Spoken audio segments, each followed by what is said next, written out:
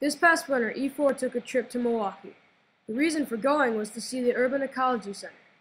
We needed to know what an Urban Ecology Center was so that we could build one where Pruitt-Igoe used to be.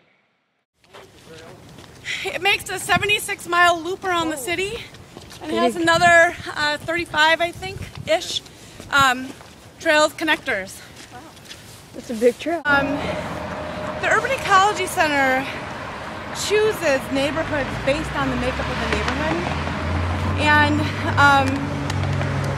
we actually set some parameters and had some geography students from University of Wisconsin-Milwaukee do a study to identify the ideal places for urban ecology centers.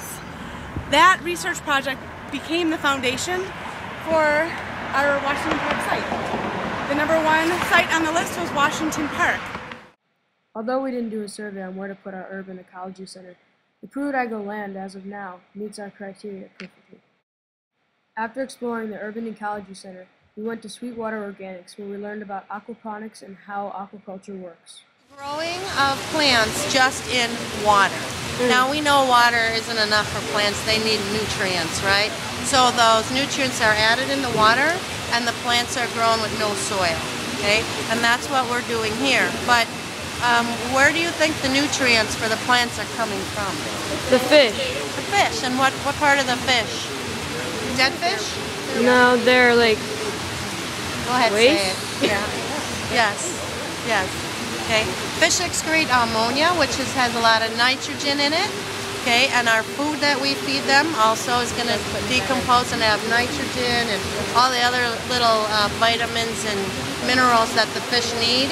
And so those can also get to the plant that way too. So when you first look at this, it's like, oh, they grow fish and plants, okay? But we're missing one very important component to make aquaponics work, and that's bacteria. My name is James Godsill. I'm the co-founder of Sweetwater Organics, which we call the farm, and the Sweetwater Foundation, which we call the Academy. And we're hoping to show the world that people can make a living raising fish in old industrial sites. We're also hoping to set the stage for aquaponic miniatures in every high school of the world before the next 22nd century. And we're hoping to have the rainforest and the desert peoples profit from this most prolific and sustainable way of growing food that's in harmony with nature. What would be the benefit of having every high school have this? Young people would both learn about how to grow food for their mamas, and they would also learn hands-on how nature works. Going to the Urban Ecology Center was very helpful.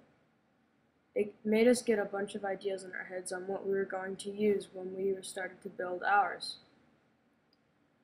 It was not only a fun trip, but a very educational one. Hello, Wisconsin!